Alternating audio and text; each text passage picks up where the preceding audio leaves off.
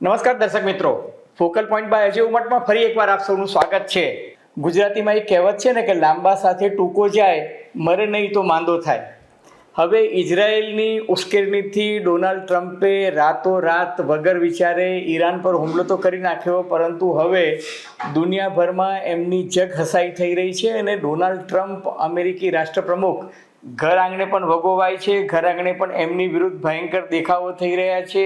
એમની પોતાની રાજકીય પાર્ટી સેનેટર તો એમનો વિરોધ કરી જ રહ્યા છે, પણ સૌથી મોટી ટ્રેજેડી એ થઈ છે કે હોર્મુઝની ખાડીમાં જાણે ખુદ ડોનાલ્ડ ટ્રમ્પ ફસાઈ ગયા હોય તેમ હવે એમને પ્રતીતિ થઈ છે કે હોર્મુઝની ખાડી ખોલવાનું કામ સહેલું નથી। એટલે એમને દુનિયાના તમામ દેશોને 2 દિવસ પહેલાં વિનંતી કરી અને કહ્યું કે મહેરબાની કરીને અમારી વારે થાઓ, અમને મદદ કરો, અમને યુદ્ધ પોત આપો। પણ નવાઈની વાત એ છે કે ડોનાલ્ડ ટ્રમ્પે ચીનને પણ વિનંતી કરી કે અમને મદદ કરો। અલ્યા ભાઈ, ડોનાલ્ડ ટ્રમ્પ ચીન, રશિયા અને ઈરાનની તો જે ધરી છે એને તો તમે એવિલ એક્સિસ કહો છો, દુષ્ટોની એક ધરી છે એવું કહો છો, અને હવે તમે ચીન પાસે મદદ માંગવા જઈ રહ્યા છો, પણ ચીને તો ઇનકાર કર્યો જ। એટલે ડોનાલ્ડ ટ્રમ્પે પોતાનો ચીનનો પ્રવાસ પણ છે એ મોકૂફ કરી દીધો છે। પરંતુ ડોનાલ્ડ ટ્રમ્પ એવું માનતા હતા કે બગલ બચ્ચા જેવા મારા નાટોના દેશો છે કે યુરોપિયન યુનિયન છે, એમને હું કહીશ એટલે બધા આવશે। તો નાટોએ પણ નન્નો ભણી દીધો છે, યુરોપિયન યુનિયને ના પાડી છે।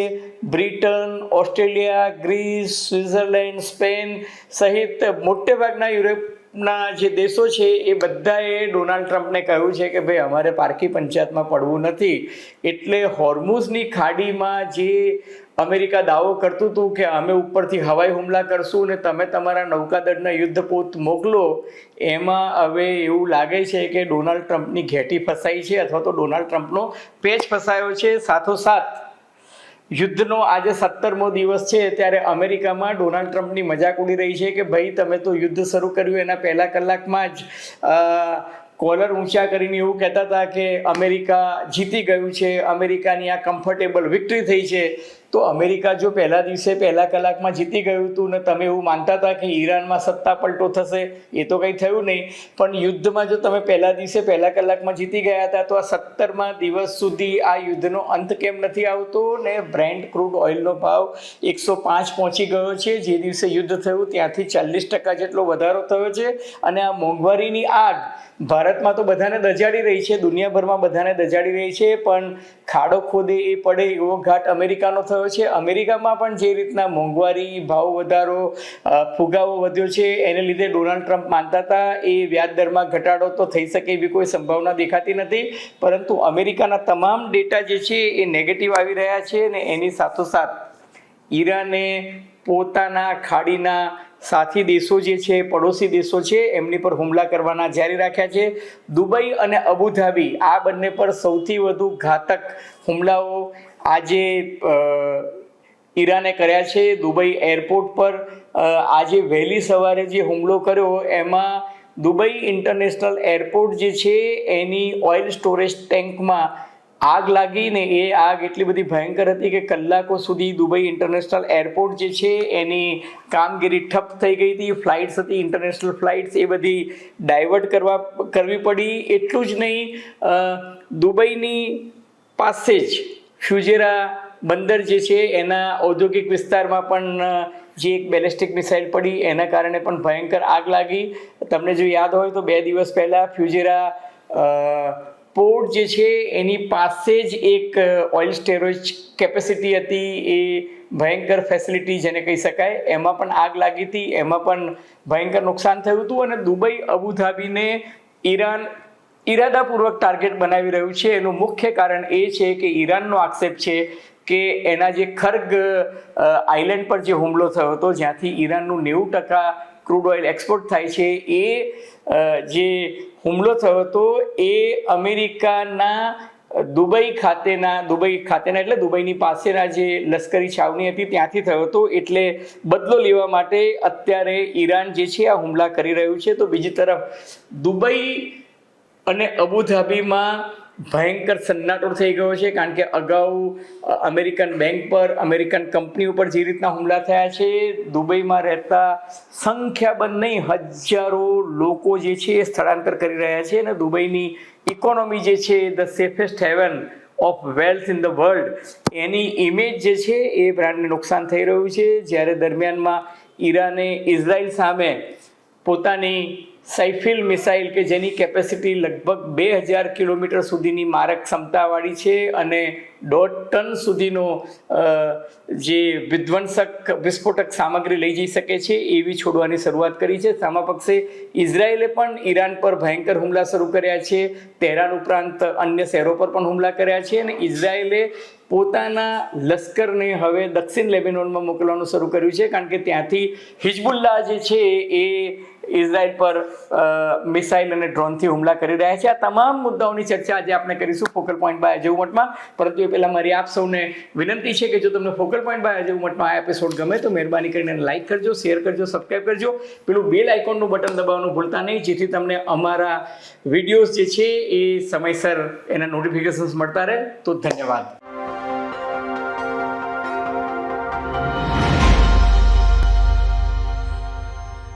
તો મિત્રો, મેં તમને કહ્યું તેમ ઈરાને અબુધાબી અને દુબઈ પર ભયંકર હુમલા શરૂ કર્યા છે. ખુદ આજે યુનાઇટેડ અરબ અમીરાતની જે મીડિયા બ્રીફિંગ હતું એમાં એમને એવું કહ્યું કે સવારથી જ લગભગ 6 જેટલી બેલિસ્ટિક મિસાઇલ્સ અને 21 જેટલા ડ્રોન્સ જે છે એ દુબઈ, અબુધાબી અને આસપાસના વિસ્તારમાં પડ્યા છે અને એને કારણે સત્તાવાર રીતે દુબઈના સત્તાવાર પ્રવક્તાના કહેવા અનુસાર 5 નાગરિકો અને 2 લશ્કરી અધિકારીઓના મોત થયા છે. દુબઈ એરપોર્ટ પર ખાસું નુકસાન થયું છે. ખાસ કરીને ઓઇલ સ્ટોરેજ કેપેસિટી જે હતી એમની, એમાં એક ટેન્કરમાં મોટામાં મોટી આગ લાગી હતી. અલબત્ત એ આગ કાબૂમાં લાવતા કલાકો થઈ ગયા, પરંતુ એને કારણે દુબઈ એરપોર્ટ જે છે વહેલી સવારથી બપોરે 4 વાગ્યા સુધી બંધ કરી દેવામાં આવ્યું હતું. આવાગમન બધું જ કર્યું. મોટેભાગની જે ઇન્ટરનેશનલ ફ્લાઇટ્સ હતી એ આસપાસના એરપોર્ટ પર ડાયવર્ટ કરવાની એમને ફરજ પડી અને એમિરેટ્સ એ તો લગભગ પોતાની મોટેભાગની ફ્લાઇટ્સ બંધ કરી દીધી. એર ઇન્ડિયાએ તમામ ફ્લાઇટ્સ આજની દુબઈ ખાતેની હતી એ કેન્સલ કરી નાખી છે અને એર કેનેડાએ તો 1 મે સુધી પોતાના ઓપરેશન્સ ત્યાં બંધ કરી દીધા છે. ટૂંકમાં દુબઈ ઇન્ટરનેશનલ એરપોર્ટની હાલત ખરાબ છે. બપોર પછી હજારો મુસાફરો ફસાયેલા હતા, એટલે ઓપરેશન્સ ધીરે ધીરે દુબઈ એરપોર્ટ પર શરૂ તો થયા છે, પરંતુ બહુ જ મર્યાદિત પ્રમાણમાં ત્યાંથી ફ્લાઇટ જે છે એ નીકળી રહી છે. ઈરાને દરમિયાનમાં બહેરીનમાં પણ પોતાના મિસાઇલ અને ડ્રોન હુમલા ચાલુ રાખ્યા છે. એ ઉપરાંત સાઉદી અરેબિયામાં મિસાઇલ અને ડ્રોન હુમલા જે છે એ ચાલુ રાખ્યા છે. ખાસ કરીને રિયાદ જે છે અમેરિકાની મોટામાં મોટી લશ્કરી છાવણી મનાય છે, એટલે રિયાદ પર જબરજસ્ત ડ્રોન અને મિસાઇલના હુમલા ચાલુ રાખ્યા છે. કતારમાં એટલી ખાનાખરાબી થઈ છે કે કતાર એરવેઝે 28 માર્ચ સુધી દોહા ખાતેથી, દોહાનો જે ઇન્ટરનેશનલ એરપોર્ટ છે ત્યાંથી પોતાની ફ્લાઇટ્સ અત્યંત મર્યાદિત કરી નાખી છે.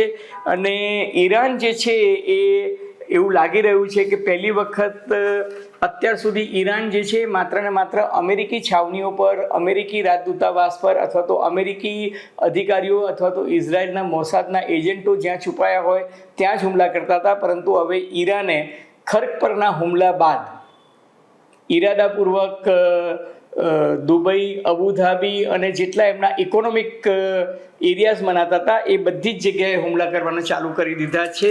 આજે જ્યારે હું આ વિડીયો બનાવી રહ્યો છું ત્યારે મેસેજ મળ્યા છે કે અલ ક્વાઇન નામનું એક બહુ જ મોટી ઇમારત હતી દુબઈમાં, એને પણ એ લોકોએ નિશાન બનાવ્યું છે. બુર્જ ખલીફા અને આસપાસના વિસ્તાર પર પણ અત્યારે ભયંકર ભયનો ઓછાયો જોવા મળે છે અને દુબઈમાં અત્યારે લોકો બહાર નીકળતા પણ ડરે છે. હવે ઈરાનના વિદેશ મંત્રી અબ્બાસ અરાકચીએ આજે મીડિયા બ્રીફિંગ કર્યું અને એમણે કહ્યું છે કે ભાઈ સૈજિલ મિસાઇલને એ તો કે ઇઝરાયલ અમારું આખું રેન્જમાં આવી જાય એવી અમે સૈજિલ મિસાઇલ જે છે છોડી છે. ઈરાન એવો દાવો કરે છે કે એના ભાથામાં હજુ અનેક સુપરસોનિક અને હાઇપરસોનિક મિસાઇલ છે જેનો હજુ એમણે ઉપયોગ જ નથી કર્યો. એમણે કહ્યું છે કે આ યુદ્ધ લાંબુ ચાલે તો ઈરાન જે છે યુદ્ધ લાંબુ કરવા તૈયાર છે. એમણે કહ્યું કે ઇઝરાયલના તેલ અવીવ અને બીજા અનેક સ્થળે ઈરાને પોતાના હુમલા ચાલુ કર્યા છે. અને હકીકતમાં હુમલામાં કેટલો અંદાજ નુકસાનીનો છે એ તો ક્યાસ કાઢવાનું કામ અઘરું છે, પરંતુ ફોકલ પોઈન્ટ બાય અજય ઉમટમાં અમે બંને દેશોના સત્તાવાર વિદેશી મંત્રી અથવા તો પ્રવક્તાના જે દાવા હોય છે એ જ કહીએ છીએ. તો જેમ મેં તમને ઈરાનના વિદેશ મંત્રીની વાત કરી એમ ઇઝરાયેલના સત્તાવાર પ્રવક્તાએ કહ્યું છે કે ઇઝરાયેલે દક્ષિણ લેબેનોનમાં હિઝબુલ્લાના અનેકવિધ ઠેકાણા હતા એના પર હુમલા ચાલુ રાખ્યા છે, બલકે હુમલા જે છે એને તીવ્રતા એની વધારી છે. એન્ડ બૂટ્સ ઓન ગ્રાઉન્ડ એટલે ઇઝરાયેલી સૈનિકો હવે દક્ષિણ લેબેનોનમાં ઘૂસી રહ્યા છે. ખુદ લેબેનોને કબૂલ્યું છે કે ઇઝરાયેલના હુમલામાં લગભગ 4 જેટલા નાગરિકો મૃત્યુ પામ્યા છે અને એ ઉપરાંત સંખ્યાબંધ લોકોને ઈજા પણ થઈ છે. ઇઝરાયેલે એવો દાવો કર્યો છે કે ઈરાને અમારી પર જેટલી મિસાઇલો છેલ્લા 16 દિવસમાં છોડી એમાંથી 70% મિસાઇલો અમે આતરી લીધી અને એને નાકામયાબ બનાવી છે. ટૂંકમાં ઇનડિરેક્ટલી પરોક્ષ રીતે ઇઝરાયેલ એવું સ્વીકારે છે કે 70% મિસાઇલો અથવા તો ડ્રોન નાકામયાબ બની, એનો અર્થ એ કે 30% જેટલી મિસાઇલ કે ડ્રોન ઇઝરાયેલની અંદર પડ્યા હોવા જોઈએ. હવે એનાથી નુકસાન કેટલું થયું છે એ તો ઇઝરાયેલી પ્રવક્તા કહેતા નથી, પરંતુ ઇઝરાયેલી પ્રવક્તાએ એવું કહ્યું કે છેલ્લા 16 દિવસથી ઈરાન જે રીતના ઇઝરાયલ પર હુમલો કરતું હતું એ હુમલાની તીવ્રતા જે છે છેલ્લા 24 કલાકમાં ઘટી છે. એટલે ઈરાન તરફથી આવતી મિસાઇલ્સની સંખ્યામાં ઘટાડો થયો છે. પરંતુ સામાપક્ષે ઈરાન એવું કહે છે કે ઇઝરાયલ પાસે જથ્થો ખૂટી ગયો છે, એટલે હવે ઇન્ટરસેપ્ટર મિસાઇલ્સનો જથ્થો ખૂટી ગયો છે, એટલે હવે યુક્રેનના ઇન્ટરસેપ્ટર ડ્રોન્સ જે છે અત્યારે વાપરી રહ્યું છે. સામાપક્ષે ઇઝરાયલ એવું કહે છે કે અત્યાર સુધી અમે ઈરાન પર તહેરાન શહેર સહિત અલગ અલગ જગ્યાએ કુલ 7200 જેટલી સ્ટ્રાઇક કરી છે અને ઈરાનની 85% એર ડિફેન્સ સિસ્ટમ જે છે એ અને રડારને અમે નકામા બનાવી દીધા છે અને ધ્વંસ કરી નાખ્યા છે. અને એમની કેટલીક ન્યુક્લિયર ફેસિલિટીઝ હતી અથવા તો જ્યાંથી ન્યુક્લિયર મિસાઇલ્સ છોડી શકવાની ક્ષમતા ધરાવતા જે કેન્દ્રો હતા એને અમે નિસ્ત નાબૂદ કરી નાખ્યા છે. અને ઇઝરાયેલે પણ કહ્યું છે કે લાંબા યુદ્ધ માટે અમે ડરતા નથી, અમે તો લાંબા યુદ્ધ માટે તૈયાર છે. ટૂંકમાં ઈરાન અને ઇઝરાયેલ બંને યુદ્ધના મુદ્દે હજી પણ નમતું જોખવા તૈયાર નથી. પરંતુ જે મેં તમને કહ્યું કે ડોનાલ્ડ ટ્રમ્પ જે છે અત્યારે સિયાવિયા થઈ રહ્યા છે, કારણ કે હોર્મુઝની ખાડીમાં એમને એવું લાગે છે કે એમની ઘેટી ફસાઈ છે. હવે ભારત માટે મેં તમને અગાઉના વિડીયોમાં કહ્યું હતું કે ભારતનું શિવાલિક જહાજ જે છે જે હોર્મુઝની ખાડીમાંથી નીકળી ગયું હતું, શિવાલિક અને નંદાદેવી બંને નીકળી ગયું હતું. આજે એટલે કે 16મી માર્ચે મોડી સાંજે અથવા તો રાત્રે એ મુન્દ્રા બંદરે પહોંચે એવી સંભાવના છે. ગણતરીના કલાકોમાં મુન્દ્રા ખાતે એનું સ્વાગત થશે અને નંદાદેવી જે છે એ કંડલા ખાતે આવતીકાલે થશે. ગુજરાત સરકાર અને ભારત સરકાર એના સ્વાગત માટેની તૈયારીઓમાં પણ જોતરાઈ ગયું છે. પરંતુ ઈરાને એક બહુ જ સૂચક વિધાન કર્યું છે. એમણે કહ્યું છે કે ભારતના લોકો, ખાસ કરીને ભારતીય લોકોએ ઈરાનના સર્વોચ્ચ નેતા આયાતુલ્લાહ ખામેની સાહેબનું જે અવસાન થયું, એમની જે શહાદત થઈ, એના પર ભારતીય લોકોએ જે માતમ દર્શાવ્યો એનાથી અમે ઈચ્છીએ છીએ કે ભારતીય લોકો ક્રૂડ ઓઇલ કે ગેસની અછતને કારણે પીડાવા ના જોઈએ, એટલે અમે હોર્મુઝની ખાડીમાંથી આ જહાજ પસાર થવા દીધા છે. અલબત્ત હજુ આપણા 25 જેટલા જહાજ પૂર્વ અને પશ્ચિમમાં ફસાયેલા છે. એનું શું ભાવિ છે એ નક્કી થતું નથી. પરંતુ ઈરાનના વિદેશ મંત્રીએ એવી સ્પષ્ટતા કરતાં કહ્યું છે કે હોર્મુઝની ખાડી માત્ર અમેરિકા અને ઇઝરાયલ તથા તેમના સહયોગી દેશો માટે જ બંધ કરવામાં આવી છે. બાકીના દેશો માટે હોર્મુઝની ખાડી જે છે ત્યાં નિયમિત આવાગમન થઈ શકે છે. ટૂંકમાં ચીન અને રશિયાના વહાણોને તો હોર્મુઝની ખાડીમાંથી ઈરાન જે છે એ નિયમિત રીતે જવા દે છે. બાકીના દેશોનું શું થશે એ આવનારા કલાકોમાં ખબર પડશે. પરંતુ ઈરાનના વિદેશ મંત્રીનું આ નિવેદન જે છે એ બહુ સૂચક છે. અને મેં તમને કહ્યું એ ટ્રમ્પની દશા શા માટે ખરાબ થઈ છે એની પર આપણે આવીએ. ટ્રમ્પ અત્યાર સુધી દરેક પત્રકાર પરિષદમાં એવી શેખી હાંકતા હતા કે હું ઈરાનને ચપટીમાં છોડી નાખીશ. જેમ પેલા શેખ ચલ્લીની માફક કદાચ એમના મનમાં એવા વિચાર પણ આવતા હતા કે કદાચ જેમ વેનેઝુએલામાંથી જેમ માદુરોને ઉપાડી લીધા અને એમનું અપહરણ કરી અને અમેરિકામાં લઈ આવ્યા અને એમની સામે ખટલો ચડાવ્યો ને વેનેઝુએલામાં પોતાની એક સરકાર જે છે કઠપુતલી સરકાર રચી દીધી, એમ યુદ્ધ શરૂ થયું ત્યારે ડોનાલ્ડ ટ્રમ્પે એવું કહ્યું હતું કે પહેલા દિવસે કે અમે યુદ્ધ જીતી ગયા છે અને આયતોલ્લા ખામેનેઈ કે જે સર્વોચ્ચ નેતા છે એમની સહિત 48 ટોપ કમાન્ડર એમના પરિવારની હત્યા થઈ ગઈ છે અને હવે ઈરાનમાં નવી નેતાગીરી અમેરિકા નક્કી કરશે. હવે ડોનાલ્ડ ટ્રમ્પની એ ઈચ્છા તો ફળીભૂત થઈ નથી, પરંતુ હવે ડોનાલ્ડ ટ્રમ્પને યુદ્ધના 17મા દિવસે એવું લાગ્યું કે હોર્મુઝની ખાડી, જેને કારણે આખી દુનિયાની અર્થવ્યવસ્થા માત્ર ક્રૂડ ઓઇલની ઇકોનોમી નહીં પરંતુ આખી દુનિયામાં જે ગુડ્સનું ટ્રાન્સપોર્ટેશન થતું હતું, દરિયાઈ માર્ગે જે વાહન વ્યવહાર જે થતો હતો એ બધો જ થંભી ગયો છે, અટકી ગયો છે અને જે આખી દુનિયાને એનું નુકસાન સહન કરવું પડે છે. ને એને કારણે ડોનાલ્ડ ટ્રમ્પ જે છે એમની પર અત્યારે દુનિયાના દેશોનું પ્રેશર વધી રહ્યું છે કે તમારા યુદ્ધને કારણે સમગ્ર વિશ્વમાં અત્યારે મોંઘવારી, ફુગાવો વધી રહ્યા છે. એટલે ડોનાલ્ડ ટ્રમ્પ જે છે એમને એવું લાગે છે કે હાથના કર્યા હૈયે વાગી રહ્યા છે. એટલે ટ્રમ્પે 2 દિવસ પહેલાં પોતાના સોશિયલ મીડિયા પ્લેટફોર્મ પર દુનિયાના સંખ્યાબંધ મજબૂત દેશોને વિનંતી કરી હતી કે હોર્મુઝની ખાડી ખોલવાનું કામ એકમાત્ર અમેરિકા કરી શકે તેમ નથી, મને વિશ્વના બીજા દેશોનો સહકાર જોઈએ. અને એમ કહીને એમને ચીન ઉપરાંત Britain, France, Germany, Italy, Australia વગેરે દેશો પાસે મદદ માંગી હતી, કારણ કે આ બધા દેશો એવા છે કે એમની નેવી જે છે, એમનું નૌકાદળ જે છે એ બહુ જ મજબૂત છે. અને એમણે ગઈકાલે એવું કહ્યું કે જો ચીન સહકાર નહીં આપે અથવા તો જો ચીન આ મુદ્દે કોઈ સ્પષ્ટતા નહીં કરે તો હું આ મહિનાના અંતમાં, એટલે કે ડોનાલ્ડ ટ્રમ્પ માર્ચ મહિનાના અંતમાં ચીન જવાના હતા, એ પ્રવાસ હું મોકૂફ રાખી દઈશ. હવે મજાની વાત એ છે કે ચીનના અને અમેરિકાના વિદેશી વ્યાપાર મંત્રીઓ પેરિસમાં મુલાકાત કરી રહ્યા છે અને એ આ મહિનાના અંતમાં શી જિનપિંગ અને ડોનાલ્ડ ટ્રમ્પ વચ્ચે જે શિખર પરિષદ થવાની છે એનો એજન્ડા નક્કી કરી રહ્યા છે. ત્યારે રવિવારે ફાઇનાન્શિયલ ટાઈમ્સને આપેલા ઇન્ટરવ્યૂમાં ડોનાલ્ડ ટ્રમ્પે સ્પષ્ટ શબ્દોમાં કહ્યું કે જો ચીન અમને અહીંયા મદદ નહીં કરે તો હું ચીન જવાનો મારો પ્રવાસ જે છે એ મોકૂફ રાખી દઈશ. અને મજાની વાત એ છે કે ચીનના વિદેશી પ્રવક્તાએ આજે પત્રકાર પરિષદ કરી, પરંતુ ડોનાલ્ડ ટ્રમ્પ ચીનના પ્રવાસે આવશે કે કેમ, ડોનાલ્ડ ટ્રમ્પની રિક્વેસ્ટ અનુસાર તમે હોર્મુઝની ખાડીમાં મદદ કરશો કે નહીં, એ મુદ્દે ચીની વિદેશી પ્રવક્તાએ કહ્યું કે નો કોમેન્ટ. હવે નો કોમેન્ટમાં પરફેક્ટ મેસેજ છે કે ચીન અમેરિકાને હોર્મુઝની ખાડીમાં મદદ કરવા માંગતું નથી. અલબત્ત ચીને એ વાત સ્પષ્ટ શબ્દોમાં નથી કહી, પરંતુ ચીન જેને કહેવા માંગતું હોય છે એને પરોક્ષ રીતે મેસેજ આપી દે છે.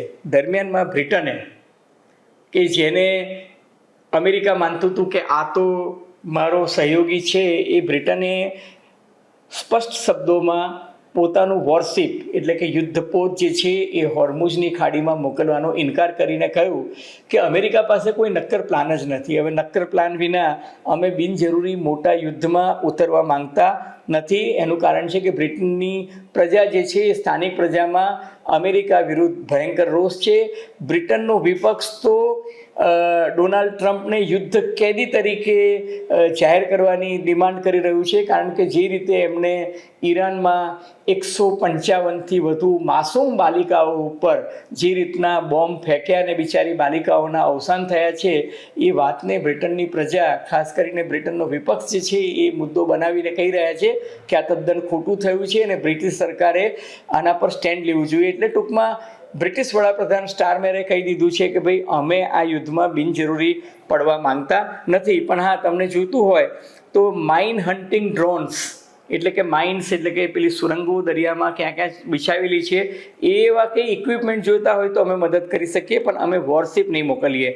જર્મનીએ સ્પષ્ટ શબ્દોમાં કહી દીધું છે કે ભાઈ બ્રસેલ્સ ખાતે જે મિટિંગ મળી રહી છે એમાં કહ્યું છે કે ભાઈ અમેરિકા અને ઇઝરાયલ એમણે આ યુદ્ધ શા માટે શરૂ કર્યા છે એની કોઈ ક્લેરિટી અમને મળતી નથી, અને એ યુદ્ધનો કોઈ ઓબ્જેક્ટિવ શું છે, ઉદ્દેશ શું છે, કોઈ પણ દેશમાં જઈને તમે એના નેતાને આ રીતે મારી નાખો, એ વાત સાથે અમે સંમત નથી. એટલે જર્મનીએ પણ ઇનકાર કરી નાખ્યો. એથી પણ વધારે ડોનાલ્ડ ટ્રમ્પને આઘાત લાગ્યો કે ઓસ્ટ્રેલિયાએ ધસીને ના પાડી દીધી કે ના, અમે અમારી નૌકાદળ કે નૌકા સૈન્ય નહીં મોકલીએ. ગ્રીસે ના પાડી દીધી. સ્વિટ્ઝરલેન્ડે તો એવું કહ્યું કે અમે we are A neutral country, અમે તો યુદ્ધમાં ભાગ લેવાનો તો સવાલ જ નથી આવતો. એમણે એવું કીધું કે સ્વિટ્ઝરલેન્ડની એર સ્પેસ છે ને એ પણ યુદ્ધના કામ માટે અમે અમેરિકાને વાપરવા નહીં દઈએ. એટલે સ્વિટ્ઝરલેન્ડે પોતાની એર સ્પેસ જે છે અમેરિકાના યુદ્ધ વિમાનોને જેવા હવા પર પ્રતિબંધ મૂકી દીધો. સ્પેનના વડાપ્રધાને તો સૌથી પહેલાં જ આ સ્ટેન્ડ લઈ લીધું હતું કે અમે અમેરિકાને અને ઇઝરાયલને મદદ કરવા તૈયાર નથી. આ માનવતા વિરુદ્ધ તમે જંગ છેડ્યો છે.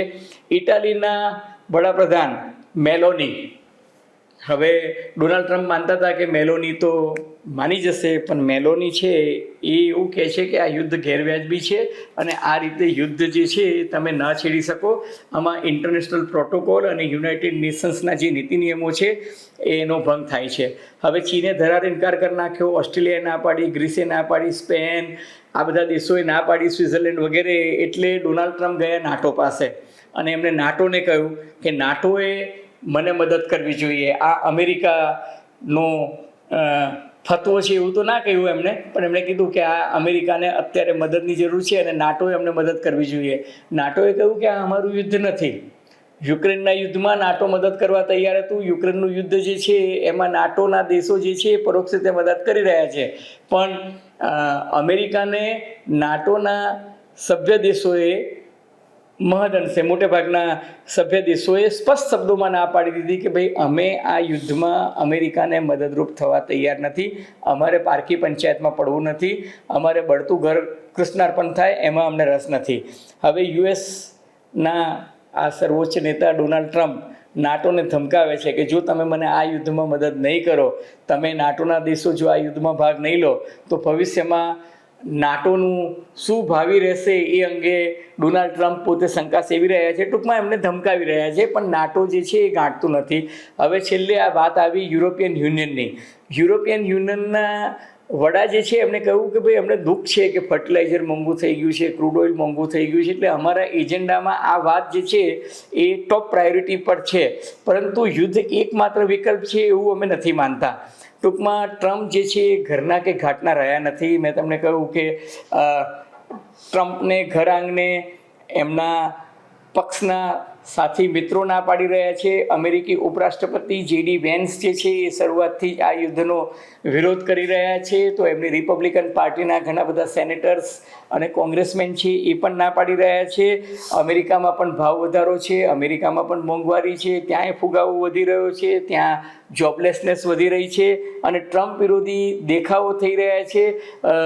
We want peace, Donald Trump stop the war, Iran we feel sorry about this war, એ પ્રકારના પ્લેકાર્ડ લઈને લોકો જે છે રસ્તા પર આવી ગયા છે. ડોનાલ્ડ ટ્રમ્પનું અપ્રુવલ રેટ એટલે કે એની લોકપ્રિયતાનો આંક જે છે એ અત્યારે તળિયે આવી ગયો છે અને આગામી નવેમ્બરમાં અમેરિકામાં જે ચૂંટણી આવી રહી છે એમાં ડોનાલ્ડ ટ્રમ્પના આ કરતૂતોને લીધે એમની પાર્ટીને બહુ જ મોટો ફટકો પડશે. એટલું જ નહીં, જો એ પાર્ટીને ફટકો પડે અને કોંગ્રેસ અને સેનેટ બંનેમાં જો રિપબ્લિકન પાર્ટીની સંખ્યા ઘટે તો શ્રીમાન ડોનાલ્ડ ટ્રમ્પ પોતે જ એક લેમ ડક એટલે કે આટા વગરના સ્ક્રૂ જેવી હાલત થઈ જશે.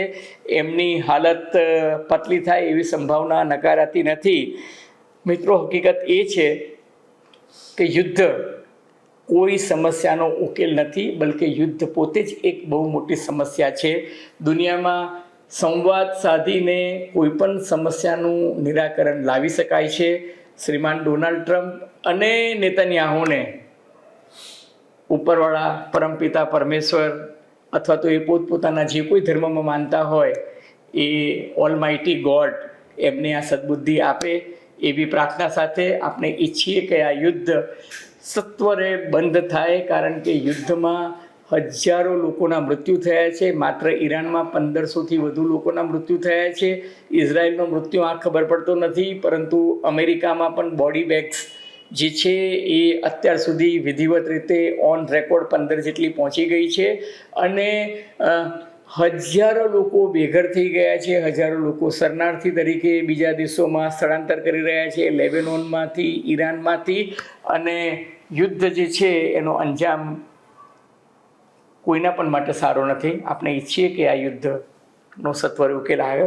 મિત્રો, ફોકલ પોઈન્ટ બાય અજય ઉમટના આ એપિસોડ નવગુજરાત સમય અને અમદાવાદ મિરરના સથવારે જો તમને ગમ્યો હોય તો મહેરબાની કરીને એને લાઇક કરજો, શેર કરજો, સબસ્ક્રાઈબ કરજો. આપના અવલોકન, ટીકા ટિપ્પણી અમને ગમશે. ધન્યવાદ, ખૂબ ખૂબ આભાર.